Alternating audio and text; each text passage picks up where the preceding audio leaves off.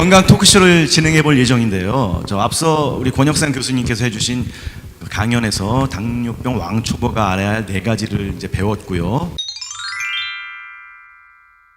당뇨병을 맨 처음 진단을 받으시게 되면 굉장히 당혹스럽습니다. 누구나 다 나 당뇨병 이제부터 관리 잘해야지, 이런 분들은 굉장히 드뭅니다.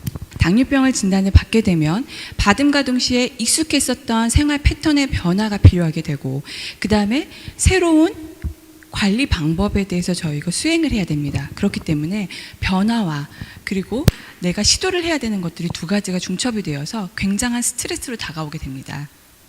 이러한 스트레스는 여러 가지 복합적인 감정을 야기를 시킵니다.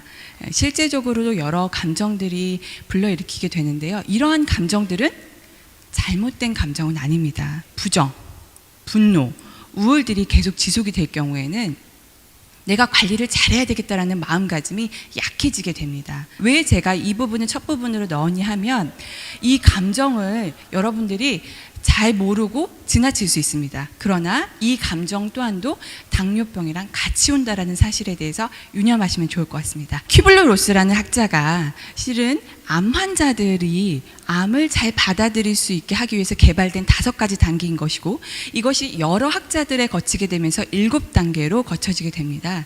그래서 첫 번째로 충격을 받는 것은 당뇨병 진단을 받는 것이고, 그 뒤에 설마 아닐 거야 라는 부정을 하게 되고, 그러다가 왜 나 이렇게까지 열심히 살았었는데, 나 이렇게까지 관리했었는데 왜 나한테, 이러한 분노를 일게 되고, 그 다음이 바로 민간요법을 많이 하는 타협 단계로 오게 됩니다. 그래도 되지 않을 경우에 다운 모드, 우울로 가게 됩니다.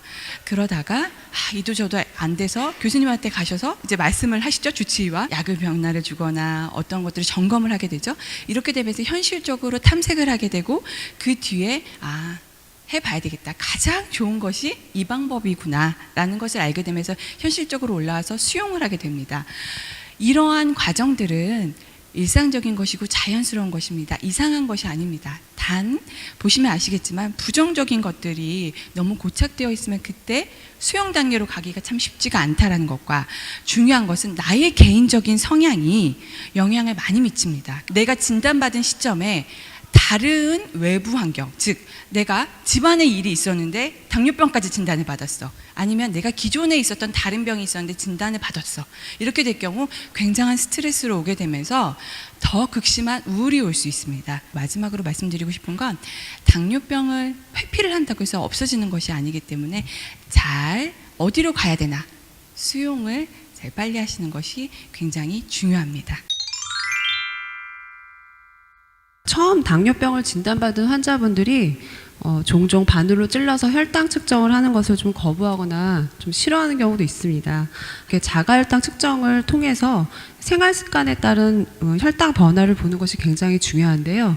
예를 들면 이제 식사나 운동, 스트레스 등을 효과적으로 관리할 수 있고, 또는 이제 저혈당이나 고혈당이 왔을 때는 신속하게 발견하고 미리 예방할 수도 있습니다.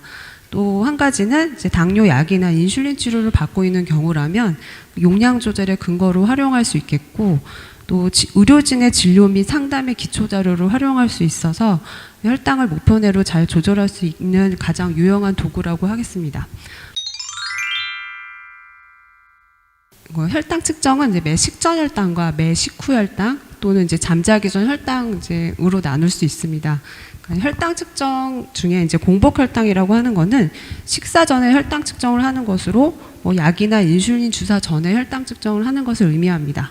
식후 혈당은 식사 첫 숟가락을 뜬 시점부터 2시간째 혈당을 측정하는 것으로, 주로 이제 탄수화물 섭취가 많거나 외식을 하는 경우에 식습관의 패턴에 혈당 변화가 어떻게 되는지를 확인할 수 있습니다.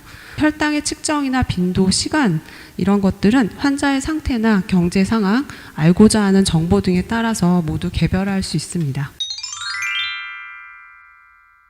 자가혈당 측정기는 굉장히 여러 종류가 있고요. 사용 설명서에 따라서 바르게 혈당 측정하는 것이 되게 중요합니다. 기본적인 사용법은 이제 다음과 같습니다. 첫 번째, 물품이 구비가 되면 이제 혈당기 시험제 유효 기간을 좀 확인하게 되겠고, 손을 깨끗이 씻은 상태에서 건조시켜 줍니다. 그리고 손을 심장 아래로 향하고 손가락 끝으로 피를 모아줍니다. 혈당기에 시험지를 넣고 손가락은 통증이 덜한 곳을 선택해서 순번을 정해 돌아가면서 체열을 해줍니다. 사용 설명서에 따라서 혈액을 흡입시켜 혈당치를 확인하게 되겠습니다. 정확하게 사용한다면 정확한 결과를 얻을 수 있습니다. 혈당 측정기는 병원 혈액 검사랑 비교해서 한 10에서 15% 정도는 낮게 측정되기 때문에요. 혈당 수치를 해석하는 데는 좀 주의가 필요합니다. 만약에 집에서 혈당 측정을 하실 때 손가락 끝을 너무 쥐어짜게 되면 실제 혈당보다는 좀 낮게 측정이 될 수가 있고요. 만약에 과일을 깎아 먹다가 오염된 손으로 혈당을 측정하게 되면 또 높게 측정이 될 수도 있습니다. 그래서 바른 방법으로 혈당 측정을 하는 것이 필요하고 또 1년에 한 번 정도는 병원에서 측정한 혈당치와 비교해서 정확도를 점검하는 것이 필요합니다. 당뇨병 환자분들의 식사 관리 비법을 제가 하나씩 알려드릴 테니까 잘 들으시고 참고해 주시기 바라겠습니다. 많은 분들이 뭘 먹으면 좋아질까라고 많은 질문을 하시고 궁금해 하시는데 네. 결론적으로 말씀드리면 당뇨병에 있어 특별한 음식은 없습니다. 내가 현재 먹고 있는 식사를 점검해서 어디가 문제가 있고 어떤 점이 잘못되어 있는지를 파악해서 그 부분을 수정해서 가능한 건강한 식습관으로 바꾸는 게 식사요법입니다. 하루에 3번 규칙적으로 먹는 게 필요하고요. 네. 무엇을 먹을 건지 가급적이면 반찬을 골고루 먹는 습관과 얼마나 먹을 건지 내 키와 체중, 활동 정도에 맞춰서 알맞은 양을 먹는데 그걸 모른다 그러면 과식하지 않는 건강식을 이루는 게 좋겠고요. 제 키하고 체중, 활동 정도를 이용해서 내가 얼만큼 먹어야 되지 알아보는 건데요. 네. 남자분 같은 경우에는 키 곱하기 22를, 여자분 같은 경우에는 키 곱하기 21을 하면 내 키의 가장 이상적인 체중을 구할 수 있습니다. 이 이상적인 체중과 나의 현재 체중을 비교해서 90에서 110% 범위라 그러면 정상 체중 범위, 120%가 넘어가면 비만이라고 판단할 수가 있고요. 그 다음에 이렇게 나온 이상 체중을 가지고 내가 현재 정상이라 그러면 이상 체중에다 30 정도를 곱하면 또 비만이거나 활동이 적을 때는 25 정도를, 너무 말랐거나 활동량이 많을 때는 35에서 40을 곱하게 되면 내가 먹어야 될 양이 나옵니다. 이런 계산식이 복잡하다라고 생각하신다 그러면 굉장히 일단은 복잡합니다. 과식하지 않으면 되겠습니다. 우리가 음식을 먹으면 탄수화물은 100%, 단백질은 50%, 지방은 10%가 포도당으로 전환이 되게 됩니다. 단백질은 혈당을 만드는 것 외에도 우리의 근육과 뼈와 피를 만드는 핵심 재료입니다. 특히 그 중에서도 질 좋은 재료가 고기이기 때문에 반드시 고기 섭취는 필요하고요. 당뇨에 채소가 좋다고 하지만 채소를 먹는 것 외에도 단백질을 함께 먹는 게 중요합니다. 고기를 먹을 때는 가급적이면 너무 기름진 것들, 그러니까 삼겹살이라든가 아니면 기름에 튀긴 치킨보다는 구운 고기, 삼겹살보다는 등심이라든가 아니면은 기름기를 좀 잘라낸 고기를 먹는다든가 아니면 전기구이 통각을 먹는 게 좋겠고요. 보통 당뇨병에는 먹으면 안 되는 음식은 없습니다. 당뇨병은 양의 개념이기 때문에 과일도 드셔도 됩니다. 과일을 먹을 때는 내가 하루에 먹어야 되는 열량 범위 내에서 먹는 게 필요하고요. 어느 정도 양을 조절하는 것은 필요합니다. 바나나처럼 당분이 많고 수분이 적은 거는 50g, 반 개 정도가 해당되지만 수분이 많고 당도가 떨어지는 토마토는 작은 거 2개, 350g을 드실 수가 있습니다. 당뇨병 환자의 식후 혈당을 굉장히 중요한데요. 이 식후 혈당은 내가 먹은 음식에 탄수화물 양하고 관계가 있습니다. 그래서 음식을 먹을 때 탄수화물이 적고 그 다음에 열량까지 적은 것들은 좀 자유롭게 드실 수가 있는데요. 우리가 주로 당뇨병 환자들한테 많이 드시라고 그러는 채소 종류, 콩나물, 시금치, 배추 그런 것들은 많이 드셔도 되고요. 또 해조류들, 미역, 김, 다시마, 곤약 같은 것들도 자유롭게 드실 수가 있습니다.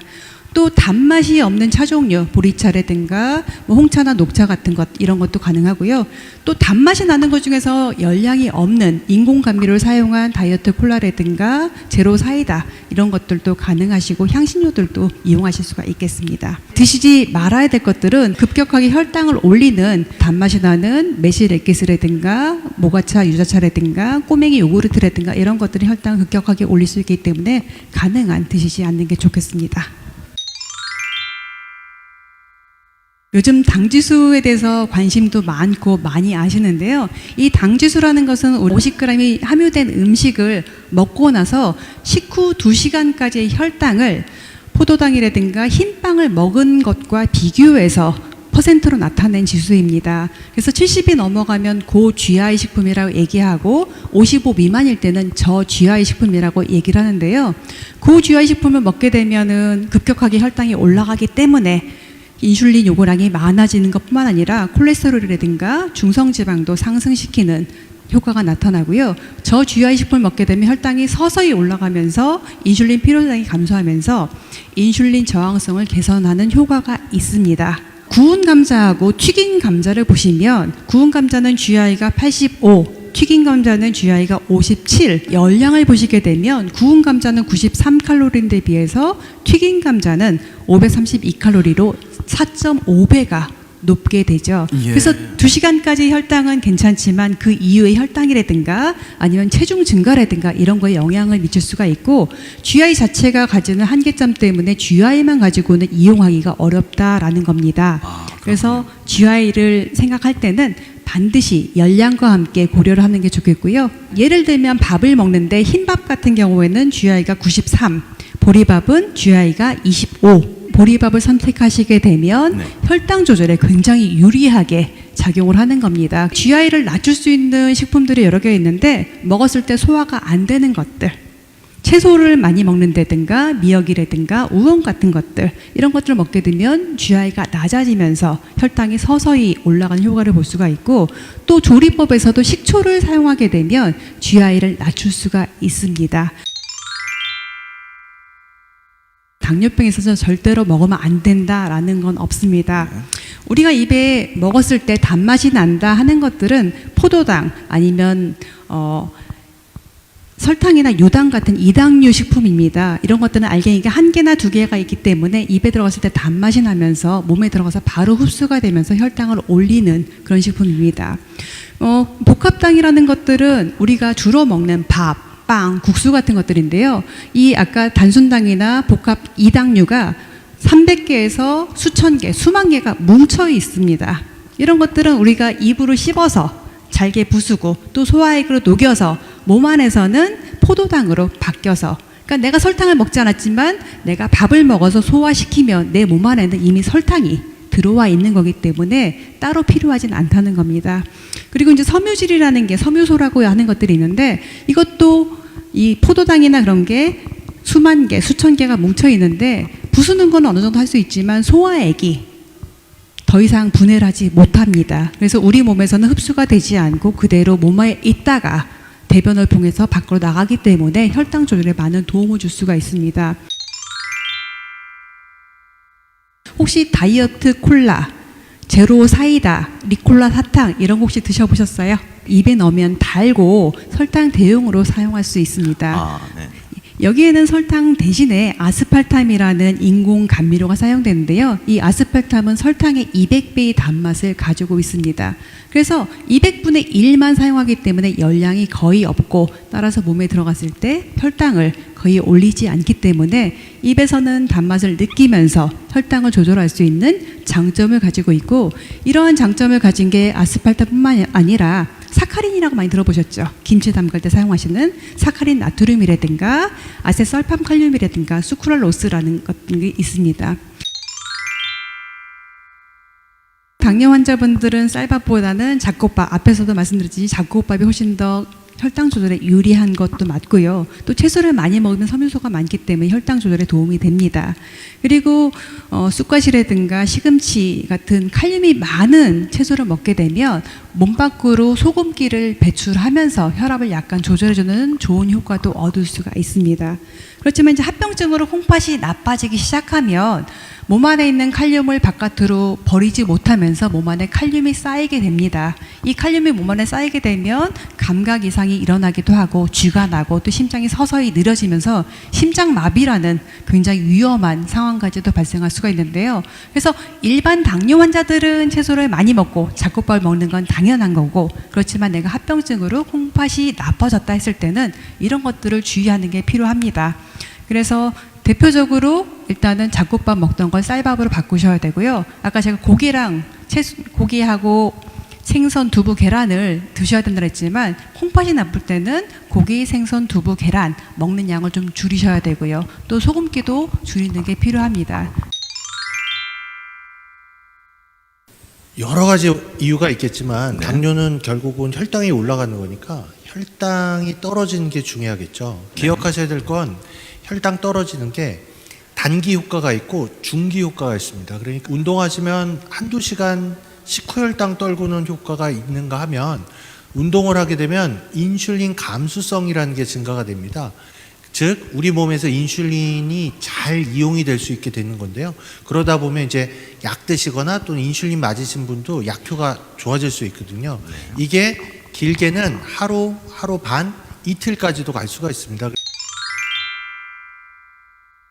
유산소 운동, 대표적인 게 뭐 이제 빠르게 걷기나 또는 이제 뛰는 거가 되겠죠. 그다음에 근력 운동, 저희가 뭐 여러 가지 엮기를 한다든지 이런 것들이 있겠고, 유연성 운동은 이제 스트레칭 같은 게 있겠죠. 제일 중요한 건 세 가지를 다 하면 좋지만 여러분들이 제일 흥미를 느낄 수 있는 운동부터 시작을 하시고 천천히 내 몸에 적합하게 맞게 하셔야지, 괜히 욕심내셔가지고 안 하시던 엮기를 들으시다 보면 이제 오십견이 온다든지 잘못하면 큰일 날 수가 있으니까 이런 운동들을 서서히 맞춰서 하시는 게 좋겠습니다. 생활 속에서 실천할 수 있는 운동이 제일 중요하다, 이렇게 말씀드리고 싶습니다. 당뇨 환자분들이 운동을 하시게 되면 아까 제일 말씀드린 것처럼 혈당이 떨어질 수가 있으니까 저혈당이 쉽게 오거나 자주 오셨던 분들은 운동 전후에 혈당 측정기 꼭 구비하셔서 확인을 하셔야 될 것 같고요. 무엇보다도 제가 이제 주치 선생님이랑 상담하시라는 거 계속 강조를 했는데 이것도 마찬가지입니다. 당뇨병 환자들 중에서 예를 들어서 망막 합병증이 있어서 이제 망막 출혈이 있으신 분들은 엮기 들려고 이렇게 꼭 힘주시다가 갑자기 터질 수가 있거든요. 합병증을 가지고 있는 거에 따라서 제한을 하거나 하지 말아야 되는 운동들이 있고, 또 반면에 조금 더 많이 하시면 좋은 운동들이 있기 때문에 선생님이랑 상의하셔가지고 하시면 좋을 것 같습니다. 교과서적인 답변은 알리셔야 됩니다. 라는 것과 당뇨병 우리 교육자들이 하는 대로, 그리고 주치의가 처방한 대로 관리하셔야 됩니다. 이게 교과서적인 답변이고요. 그런데 우리를 기다리고 있는 현실은 교과서적이지 않습니다. 제가 이렇게 지금 20대부터, 그러니까 청년부터 장년층까지 제가 이렇게 발췌해 온 이유는 많은 환자분들이 저한테 와서 호소하는 부분들이었었고, 60대 이상은 오히려 관리를 좀 더 잘합니다. 호소하시는 문제를 좀 살펴보면 20대는 동성, 이성 친구한테 어떻게 알려야 되는지, 그리고 만약에 알린다고 하면 또는 알리지 않는다고 하면 내가 어떻게 그 안에서 관리를 해야 되는지, 그리고 30대에서 가장 많이, 그리고 제가 많이 상담을 한 결과 결혼할 상대에 대해서 어떻게 얘기를 해야 되며 결혼할 상대의 부모님께 알려야 되나요? 말아야 되나요? 그 다음에 40, 50대에서는 내가 이렇게까지 사회생활을 했고 사회적인 위치가 있는데 내가 조직 생활을 하는 데 있어서 회식 자리를 잦은데 어떻게 해야 되나요? 야근을 해야 되는데 운동할 시간이 없는데요? 라고 했는데, 이런 부분들에서 어떻게 해야 되는지 한번 다음 슬라이드에서 살펴보도록 하겠습니다. 20대에서의 가장 많이 호소하는 것 중에 너무나 사회활동이 지금 이제 막 시작돼야 되기 때문에 사회활동이 시작이 되고 사회관계가 구축이 되고 확대되는 시기입니다. 그렇기 때문에 더더욱 당뇨병을 밝히기가 쉽지 않습니다. 20대에서는 일단은 이성 친구랑 많은 시간을 보내고 있기 때문에 이성 친구랑 만났을 때 아까 이영란 영양사 선생님이 말씀하셨죠. 못 먹는 음식은 없습니다. 맛있게 드실 때 양을 조절을 하시고 뒤에 디저트를 먹으러 가시기보다는 액티비티를 하시는 것이 굉장히 좋습니다. 30대 제가 실제적으로 많은 상담을 했었는데 결혼할 상대를 데리고 와서 울면서도 상담을 하시고 그러셨는데 은폐, 회피 이것보단 공개하시는 것이 장기적으로 좋습니다. 둘이서 먼저 합의가 되고 정확하게 알고 어떻게 관리를 해야 된다는 것에 대해서 내가 힘이 생기면 그 뒤에 부모님께 언제 어떻게 알릴 것인지를 아는 것이 중요합니다. 저희가 제일 많이 권고하는 부분이 화장실을 가실 때, 근무하실 때 잠깐이라도 금방 안 일어나셨잖아요. 근데 화장실을 가실 때는 내 층에 있는 화장실보다 위에 있는 층, 아래에 있는 층을 이용하셔서 계단을 이용하시는 것이 도움이 정말로 많이 됩니다. 회식 자리에서는 아체 많이 섭취하고 영양사와 충분히 상담을 하시고 그 뒤에 회식 후가 중요한데 되도록이면 차를 가져오지 않으시는 게 참 좋고 만약에 차를 안 가져오셨다면 대중교통을 이용하시되 버스는 두세 정거장 전에 그리고 택시를 이용하시더라도 코 앞에서 딱 내리지 마시고 좀 저는 양심적으로 그래서 좀 더 일찍 내리시는 게 좋습니다. 당뇨병을 밝히는 것 자체가 그것이 정답인 것인가? 정답이라고 볼 수는 없습니다. 밝히지 않고도 관리를 잘할 수 있다면 그러면 그렇게 하셔도 됩니다. 단 당뇨병을 내가 회피하고 있는 것은 아닌가? 그 부분에 대해서는 생각을 해보실 부분입니다. 그래서 방법을 잘 모르시겠다고 한다면 주치의와 전문 교육자들과 상담을 하시는 게 좋으실 것 같고요. 그리고 내가 나를 그리고 나 자신한테 자신감 있게끔 하시는 것이 제일 중요합니다. 가족은 여러 연구 보고에서도 나왔지만 가족은 굉장히 당뇨병 관리하는 데서 중요한 요소입니다. 그래서 이 환자뿐만 아니라 가족의 정확한 교육이 굉장히 이행되어야 된다고 여러 전문가들이 한 입을 모아서 얘기를 하고 있습니다. 당뇨병 관리의 가족 유형을 크게 4가지로 나눠볼 수 있는데 첫 번째로는 적극적인 지지형입니다. 적극적인 지지형은 뭐든지 좀 같이 하는 성향이 있습니다. 그래서 당뇨병 관리에서 도움이 되는 행동 습관에 참여를 하는 거죠. 즉 식이도 만약에 우리 집이 좀 짜게 먹었으면 좀 저염식으로 한다든지 채소를 좀 안 먹는 집이었으면 좀 채소 양을 좀 늘린다든지 야식을 많이 먹는 집이었으면 야식의 횟수를 당연히 줄여야 되는 것이고 튀김 음식으로 많이 볶거나 아니면 튀기는 음식을 많이 했었다면 그것을 또 찌거나 굽는 걸로 좀 바꿀 수 있었는지 이런 것들에 대해서 함께 하는 가족이면 적극적인 지지형에 들어갑니다. 그리고 우리이지 당신, 너 가 아닙니다. 이러고 해야지 저거 해야지 이렇게 하면 안 돼 저렇게 하면 안 돼 라고 하면 말로만 하는 유형들이 바로 수동형 지지형입니다. 그래서 너에게 더 그래서 우리가 아니고 너라는 측면에서의 수동형 지지형입니다. 그러나 긍정적으로 피드백을 많이 해주는 지지형이긴 합니다. 세 번째로서는 이런 부정적인 감시형인데요. 부정적인 감시형은 환자 중심이 아니라 보통은 헬리콥터 뷰를 가지고 있는 부모에게서 많이 나타나게 되는데 내 기준의 판단에 의해서 식단을 짜거나 기준을 정해서 판단을 하게 될 경우에는 환자가 느끼는 것은 자꾸 비난으로 느껴지게 됩니다. 무관심형은 지식도 그 다음에 당뇨병을 관리하는 데서도 관심이 없는 유형이 바로 무관심형입니다. 환자만큼 당뇨병에 대해서 정확하게 아셔야 됩니다. 만약에 잘 모르는 상황에서 자꾸 코멘트를 하거나 참견을 하게 되면 방해 요인이 될 수 있습니다. 두 번째로는 과보는 금물입니다. 만약에 내가 너무 과하게 일부 앞으로 더 가서 만약에 지적을 하게 되면 그것이 비난으로 들리고 간섭으로 들려서 내가 잘 할 수 있는데 나의 동력이 떨어질 수 있습니다. 그래서 이 과보는 금물이고 세 번째로 동행 굉장히 중요합니다. 함께 해보시고 운동도 해보시고 식이요법도 잘 같이 해보시고 그리고 병원에도 같이 가봐야 아 우리 환자가 이렇게 어려움이 있구나 라는 것을 이해하실 수 있기 때문에 동행 굉장히 중요하고요. 마지막으로 제가 부모 교육을 할 때 또는 가족 교육을 할 때 제일 많이 하는 말인데 또 매번 할 때마다 이런 빈도부사를 사용을 하게 되면 굉장한 스트레스입니다. 그래서 이렇게 빈도부사를 사용할 때 입을 닫고 엄지척을 해서 잘했어. 네, 그렇게 하셔야지 자꾸 빈도부사가 튀어나오는 순간 환자분은 하지 않으시려고 하실 겁니다. 보통 70 미만을 저희가 1단계 저혈당이라고 하는데 당뇨병이 없으신 정상인들이 3일을 아무것도 먹지 않을 경우 70 미만으로 또는 54 미만으로 떨어지는 것 자체가 비정상입니다. 우리 몸에서는 3일을 굶더라도 아무것도 먹지 않아도 혈당을 정상으로 유지하게끔 하는 기능이 있거든요. 자, 그런데 당뇨병은 혈당을 떨구려는 약을 먹는 거죠. 네. 그리고 인슐린도 맞으시고, 문제는 약을 먹거나 인슐린을 맞았을 때 하나를 먹으면 혈당이 50이 떨어지고 두 알을 먹으면 100이 떨어진다고 했을 때 혈당이 아까 100이 정상이라고 했죠.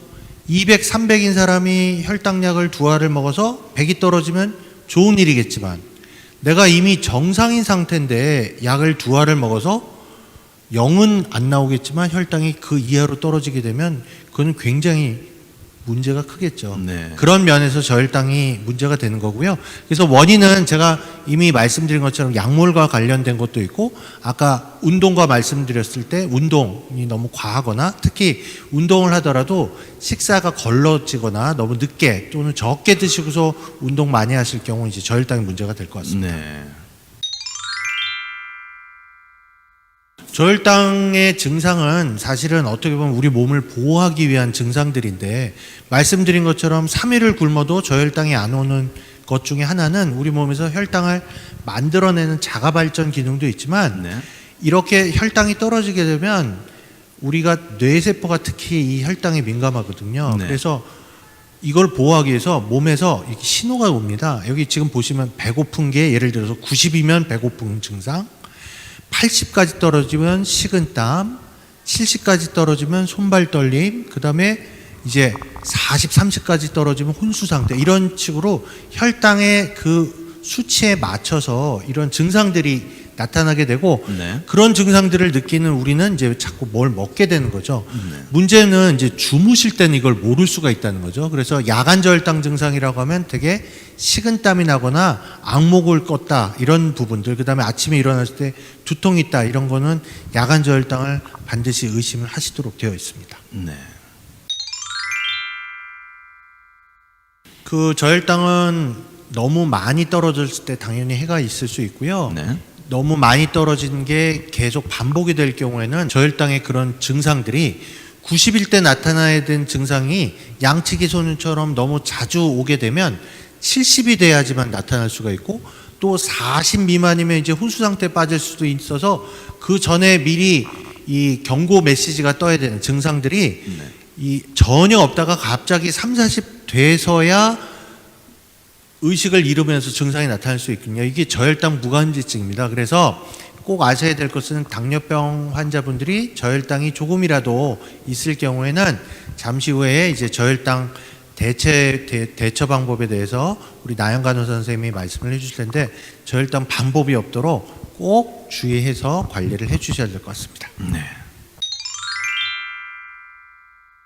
이제 첫 번째로는 이제 혈당 검사를 해보고, 또 저혈당 증상이 있고, 또 혈당이 70 아래로 떨어졌다고 하면 저혈당 응급식품을 빠르게 섭취하는 것이 중요합니다.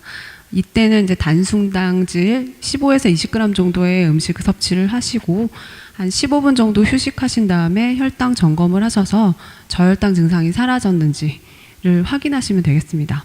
만약에 15분 후에 혈당이 오르지 않는다면 저혈당 음식 섭취를 한 번 더 하실 수 있으시고요. 또 많이 먹는다고 해서 또 회복 시간이 단축되는 것은 아니기 때문에 많이 먹지 말고 알맞게 먹고 휴식하시는 것이 중요합니다.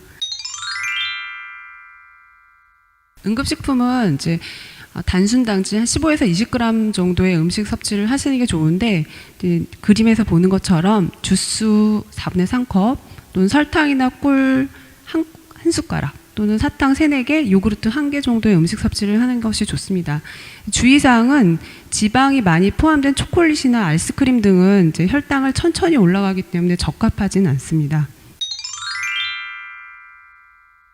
대부분 환자분들 중에 교육하다 보면은 제일 많이 저혈당이 오는 경우가 이제 식사가 불규칙적일 때 많이 온다고 합니다. 식사나 운동, 약물의 균형을 잘 맞춰서 생활하시는 게 도움이 되실 것 같습니다. 당뇨병 첫걸음이란 주제로 이렇게 진행을 해봤습니다.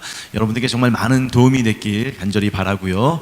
오늘 함께한 패널 분들도 오늘 좋은 말씀 주셔서 너무 감사합니다. 마지막으로 우리 돌아가면서 오늘 함께해 주신 소감 듣도록 하겠습니다. 예. 그러니까 실천하는 삶을 저희는 응원하고 있고, 주치의 선생님 포함해서 여러 전문가 선생님들 그 병원 가실 때마다 문턱 다 낮으니까요. 예, 꼭 상담하시고, 당뇨병 평생 관리입니다. 지금은 뭐 90세까지 100세까지 지금 생각을 하기 때문에 건강하게 관리하시면 좋을 것 같습니다. 첫걸음은 누구나 다 어렵습니다. 그래서 그거는 익숙해지는 데는 시간이 많이 걸립니다. 그래서 첫걸음에 너무 다 걸음을 다 때려가지 마시고요. 예, 첫 술에 배부를 수도 없기 때문에 천천히, 그리고 교육자들과 그리고 주치의와 함께 하시면 충분히 잘 해내실 수 있습니다. 당뇨 첫걸음이라고 해서 너무 많은 것들을 배워야만 하고 되게 머리가 복잡할 수도 있는데 너무 두렵거나 어려워하시지 않으셨으면 좋겠습니다.